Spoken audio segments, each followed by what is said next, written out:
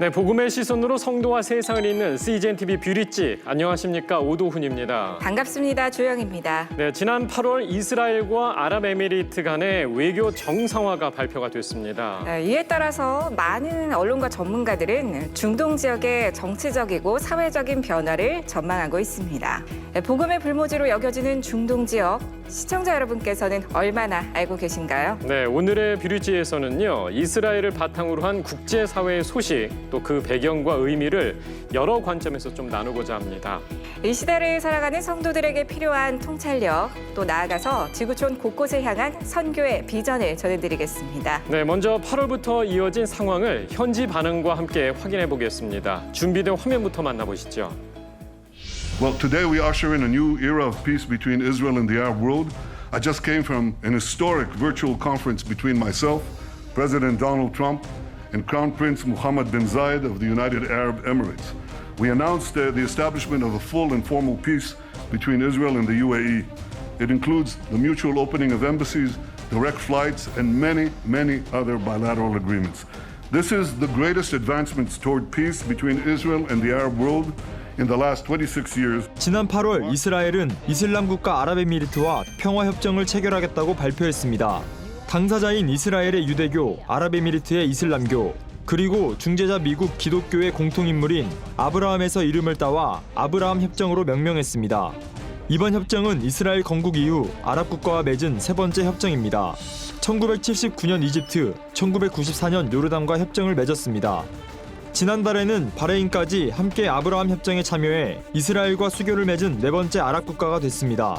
걸프 연안 국가 6개국, 이 6개 중에서 가장 개방화된 국가가 아랍에미레이트예요. 그러니까 과거의 전통과 현대 문명, 또 개방과 보수, 종교와 세속 정치, 쉽게 말하면 이 양다리, 사다리를 잘 타는 국가로서 서구와도 가까우면서 그 아랍에도 가까운 영향력을 미치는 것이죠. 그전에는요, 이 아랍 국가가 아랍 민족, 범아랍이라고 해서 잘 뭉쳤습니다. 그런데 코로나 때문에 자국 위선주의 나라가 됐어요. 이번 협정으로 1972년 아랍에미리트에서 제정된 이스라엘 보이콧법이 폐지돼 앞으로 전 영역에서 활발한 교류가 예상됩니다. 그동안 관광 수입이 주였던 이스라엘은 이번 협정을 통해 경제적으로 큰 이득을 기대한다고 현지 선교사들은 얘기합니다. 경제에 대한 수출이나 이런 것들은 서구 유럽 쪽에 많이 의존하고 미국 쪽에 의존했는데, 이제 중동 국가들 같은 경우 이제 이스라엘과 협약을 맺게 되고 경제 활성화가 되게 된다면은 이제 이스라엘에서 만들어지는 물건이라든지 이런 것들이 이제 중동 국가에도 판매가 될 수 있는 루트가 열리겠죠. 중동에 같은 경우는 이스라엘의 과학 기술이라든지 경제 기술들을 되게 배우고 싶어 해요. 그렇기 때문에 중동 국가에 또 팔아서 또 어떤 이득을 볼 수 있는 것들도 있고요. 이란은 아랍에미리트를 배신자라 칭하며 위협적인 메시지들을 보내고 있지만 현지에서는 실질적인 행동으로 이어지기 어려울 것이라고 예상합니다. 두바이에 또 큰 이란 쪽 그 커뮤니티가 있어요. 이란 사람들이 많이 있고 이란 병원도 있고 학교도 있고 그렇기 때문에 미국이 완전히 봉쇄하고 있는 상황에서 하고, 그렇지만은 그래도 경제적으로나 이런 데 이렇게 숨통을 틔워주는 곳이 두바이거든요. 비행기로 왔다 갔다 하면서 사실은 사람들이 그 송금하는 그 외화 액수가 굉장히 커요. 두바이까지 봉쇄를 시켜버리면은 이란은 정말 뭐 외부에서 이게 지금 달러가 흘러오지도 않고 단절되기 때문에 굉장히 어렵죠. 그리고 두바이에서 이제 물적으로 이렇게 배로 이렇게 실어 날르는 또 이런 물건들도 많고요. UN 등 국제기구들은 중동의 평화와 안정이 찾아올 것이라며 기대감을 보이고 있습니다. 이번 협정이 이슬람 선교에 어떻게 영향을 미칠지 귀추가 주목됩니다. 자, 이 영상을 보니 어느 때보다 열린 관점으로 봐야 할 주제라고 좀 여겨지는데요. 이를 위해서 객관적인 정보와 전문가의 관점을 함께 만나보겠습니다. 네, 앞서 다양한 정보를 전해주신 CGN-TV 박건희 기자님, 오랜 기간 중동 지역에 대해 연구하신 한반도 국제대학원대학교 서동찬 교수님 모셨습니다. 네, 안녕하세요. 네. 안녕하세요. 네, 반갑습니다. 자, 교수님, 이 많은 언론에서 이 기사와 또 이런 사건과 관련해서 역사적이다 이렇게 표현을 많이 하고 있거든요. 그 배경과 의미에 대해서 좀 짚어봐야 될 것 같아요.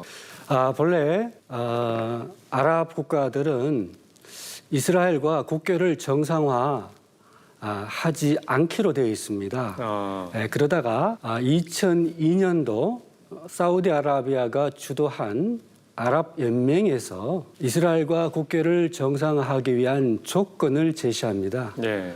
그 조건 내용이 뭐냐면 지난 50년 동안 4번에 걸친 전쟁을 통해서 이스라엘은 국제사회가 설정한 팔레스타인 사람들에게 주어진 그 땅을 모조리 이스라엘이 점령했습니다. 네. 팔레스타인 사람들에게 그 영토를 돌려주는 대신에 아랍 국가들은 이스라엘과 국교를 정상화하겠다라는 네. 결정을 2002년도 했고 2007년도에 다시 한번 아랍 연맹에서 이것을 인준을 한 겁니다. 네. 이번 아랍에미리트와 이스라엘의 국교 정상화는 이러한 기존의 원칙을 뒤엎고 개별 아랍 국가들이 이스라엘과 지금 국교를 정상화하고 있는 것인데요. 네. 사실은 아랍에미리트만이 아니고 네. 이집트가 1980년에 네. 그리고 요르단이 1994년에 네. 이스라엘과 국교를 정상화했습니다. 네. 네, 공통적인 특징이 뭐냐면 이집트나 요르단이나 아랍에미리트는 전통적으로 친미 국가로 분류가 됩니다.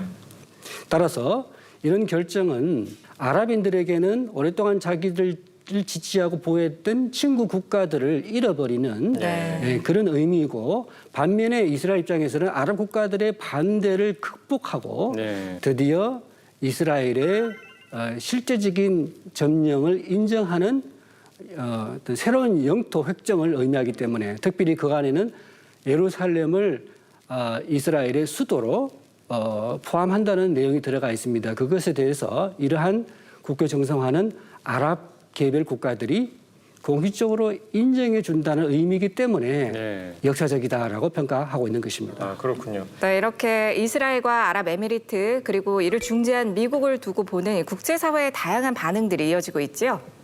네, 현재 같은 중동 내 국가인 터키와 이란의 경우에는 등에 칼을 꽂는 행위다, 배신자라는 그런 직접적인 네. 표현도 했고요. 그렇게 강하게 표현을 해요. 네.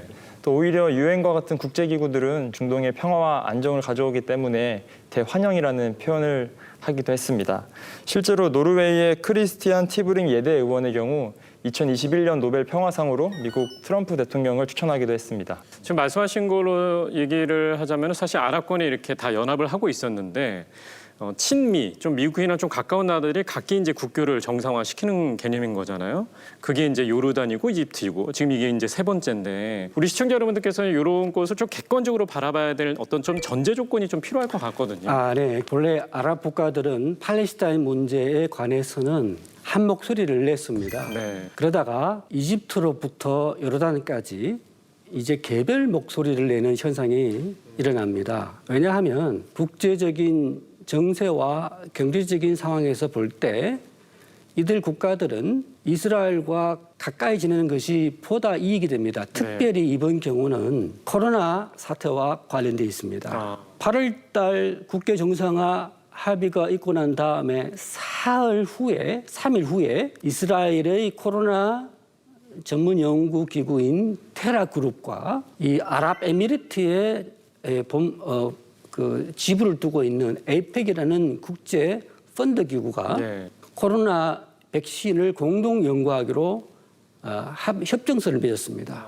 그래서 관광과 코로나 관련해 가지고 아랍에미리트는 이스라엘과 미국의 협력이 중요했고 아마 이런 협정의 배후에는 이런 실질적인 그러한 어떤 혜택들이 이스라엘과 미국에 의해서 아랍에미리트에 제공이 됐다고 볼 수 있습니다. 네, 이걸 잘 이해하려면 미국이 왜 또 이스라엘을 잘 도와주는지 부연 설명을 조금 더 해주시면 좋을 것 같아요. 네, 좋은 질문입니다.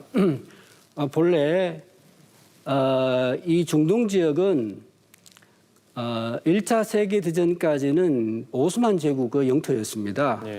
근데 이곳에 엄청난 석유 자원이 매장되어 있다는 것이 발견되었고, 그리고 1900년대 이후로 에너지원의 중심이 이 석탄에서 석유로 바뀝니다. 그렇죠. 그래서 서방 세계는 네. 이 중동 지역에 자기들의 편을 확보할 필요가 있었고, 네. 유대인들이 갖고 있는 국가 건립에 대한 꿈이 맞아떨어지면서 네.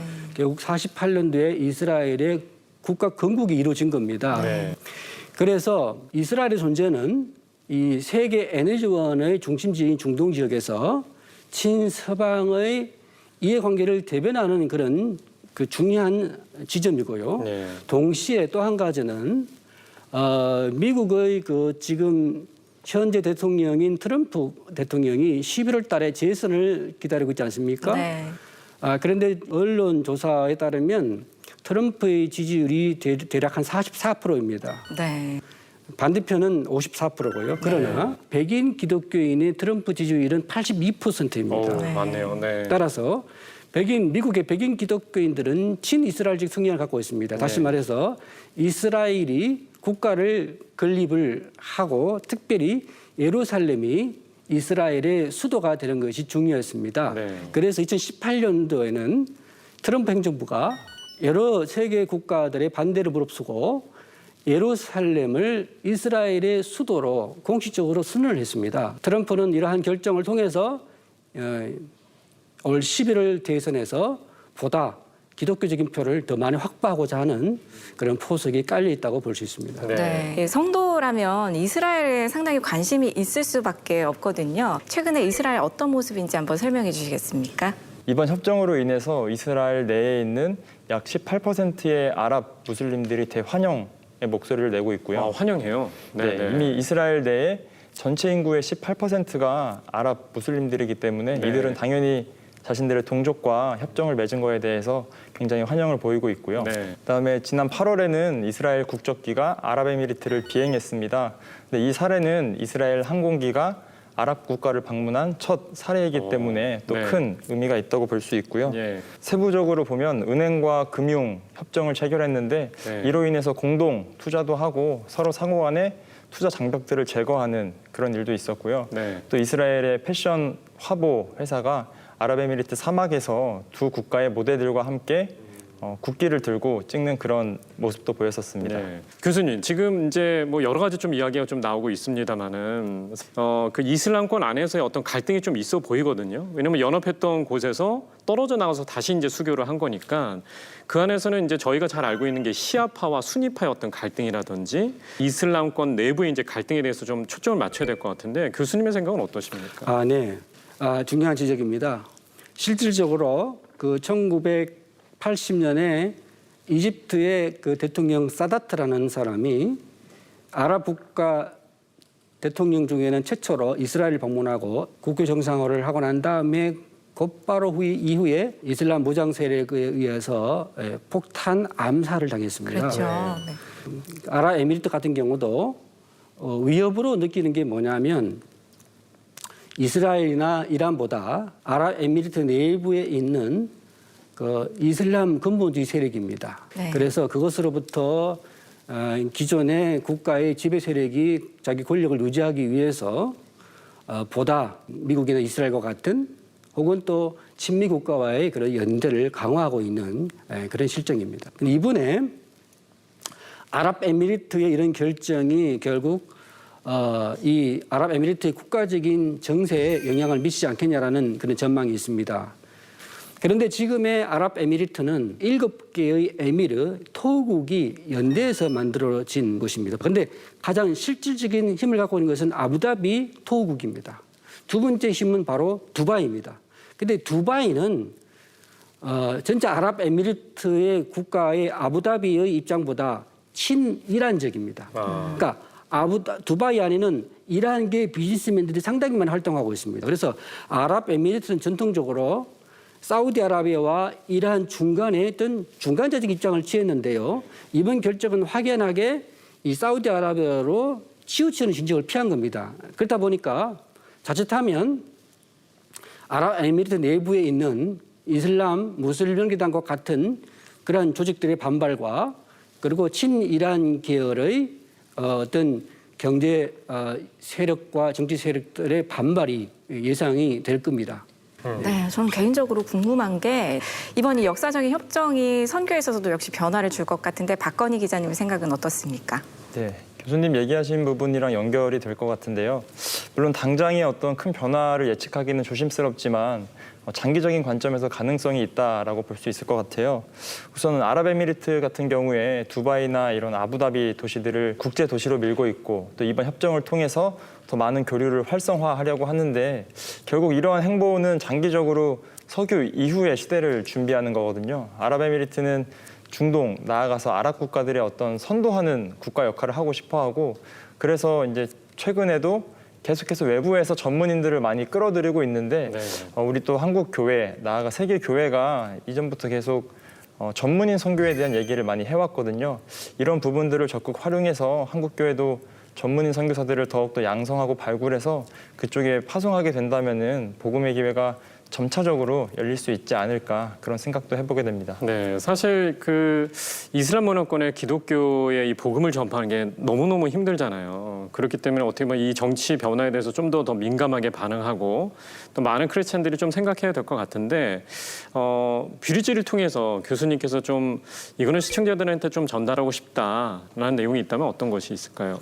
네, 긍휼의 마음을 갖고 이슬람 국가들에 대해서 그들이 이슬람이라는 종교에 이데올로기적으로 눈이 가렸기 때문에 예수님을 보지 못하는 현실이거든요. 따라서 저는 미국과 이스라엘의 이러한 국가적인 이익에 따라서 이런 중동 전세의 변화가 있겠지만 우리는 예수님 중심적으로 바라보고 이슬람에 대해서는 경계하지만 무슬림에 대해서는 기도하고 끊임없이 복음을 전파해야 한다는 이 사명을 잊지 말았으면 좋겠습니다. 박건희 기자님도 취재하면서 느꼈던 점 얘기해 주시죠. 많은 분들도 동의하실 것 같은데 일반 매체에서는 사실 미국과 이스라엘 중심으로 기사들이 많이 나오잖아요. 그만큼 아랍이랑 중동에 대한 관심이 적다는 얘기인데 이러한 부분이 한국 교회에도 동일하게 적용이 되는 것 같아요. 그래서 이번 사건을 계기로 한국 교회가 중동과 이슬람 선교에 조금 더 관심을 갖고 관심을 갖는 것에서 그치는 것이 아니라 좀 더 적극적으로 노력하고 행동하는 그런 모습들이 있을 때 우리가 불모지라고 여겨왔던 그 땅에 열매들이 맺어지고 또 더 많은 선교사들이 파송될 것이라고 또 기대하고 기도하면 좋을 것 같습니다. 네, 취재 열심히 해서 그런지 많이 아셨네요. 네, 네, 고맙습니다. 네, 오늘 말씀 전해주신 CGN-TV 박건희 기자님 그리고 한반도 국제대학원대학교 서동찬 교수님 귀한 시간 내주셔서 감사드립니다. 네, 말씀 고맙습니다. 감사합니다. 네, 끊임없이 변화하는 세계, 넘쳐나는 정보 가운데 우리는 살고 있습니다. 그 속에서 이 지혜로운 시선이 그 어느 때보다 필요하겠죠. 네, 그렇습니다. 복음의 시선으로 세상을 바라보는 힘, CGN-TV 뷰리지와 함께 하시면 자연스럽게 그 힘이 길러질 것을 기대합니다. 네. 네, 다음 이 시간 중동 지역과 이슬람 선교를 얘기하면서 오늘의 주제 더 이어나가 보도록 하겠습니다. 네, 저희는 계속해서 복음의 시선으로 성도와 세상을 이어가겠습니다. 함께 시청해 주신 여러분 고맙습니다. 고맙습니다.